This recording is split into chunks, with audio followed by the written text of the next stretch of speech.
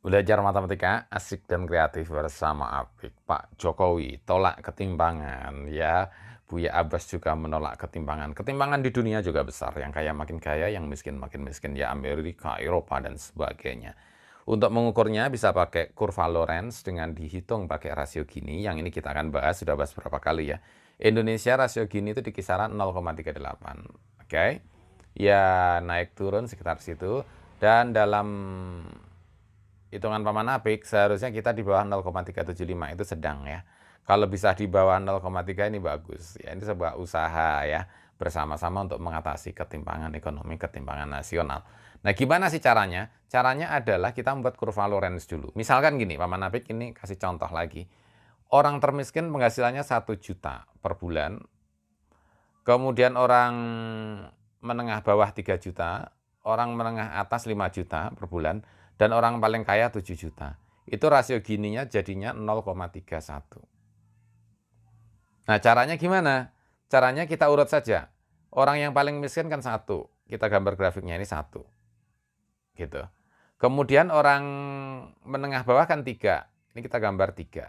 Jadi dilanjutkan aja. 1 tambah 3 sebenarnya 4. Gitu ya. Menengah atas penghasilannya 5 juta. Misalkan. Ini kita tulis 5. Gitu. Kemudian orang paling kaya penghasilannya adalah 7. Kita tulis 7 gambar grafik. Nah, ini namanya grafik Lorenz. Terjadi penyimpangan dari garis lurus. Kalau garis lurus ini berarti sama semua penghasilan 1 tambah 1 tambah 1 tambah 1 gitu ya. Berarti ini gininya sama dengan 0. Itu merata kalau lurus. Nah, terjadi penyimpangan ini luasnya A. Ini yang menyebabkan nanti rasio Gini itu adalah A dibagi 0,5 atau A dikalikan 2. Begitu. Nah, gimana cara ngitungnya itu, Paman? Cara ngitungnya adalah kita menghitung luas di bawah kurva Lorenz ini. Jadi pakai rumus segitiga kan bisa nih. Nah, berapa?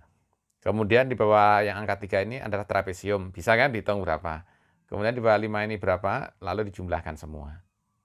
Gitu ya, jumlahkan semua. Nah, misalkan ini luasnya adalah B. Yang di bawah kurva ini. B-nya berapa? Paman Apik ini pembulatan saja ya. Pembulatan misalnya B-nya ini adalah 0,35. 0,35 misalnya ya B-nya. Maka A-nya bisa dihitung kan setengah dikurangi 0,35 berarti 0,15. 0,15 A. Maka rasio Gininya berapa? Rasio Gininya adalah 0,15 dibagi 0,5 atau 0,15 dikalikan 2 yaitu 0,30. Gitu ya, atau 0,31 lebih tepatnya. Jadi dari situ kita mendapatkan rasio Gini atau indeks Gini. Gampang kan caranya? Jadi tinggal dituliskan saja, kemudian dihitung luasnya. Paman Apik sudah ada rumusnya juga kalau mau pakai rumus ya. Nah, ini contoh. 0,41 ini Indonesia, kira-kira 0,41 kan, 0,38, 0,41.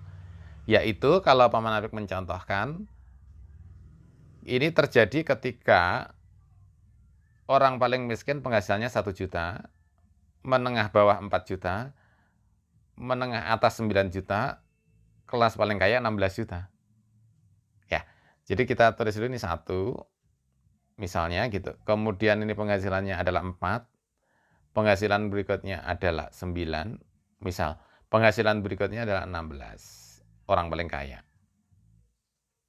Nah, dihitung luas bawahnya ini berapa? Kira-kira luas bawahnya ini sekitar 0,3. Kira-kira ya. Maka luas atasnya yang nyimpang ini berapa? Nah, atasnya berarti kira-kira 0,2 atau lebih. Nah, dari sini kalau misalnya seperti ini, maka simpangannya dari garis lurus ini, dari rasio Gini yang sempurna ini, kita bisa hitung. Jadi rasio Gininya adalah terjadi penyimpangan, yaitu A dibagi 0,5.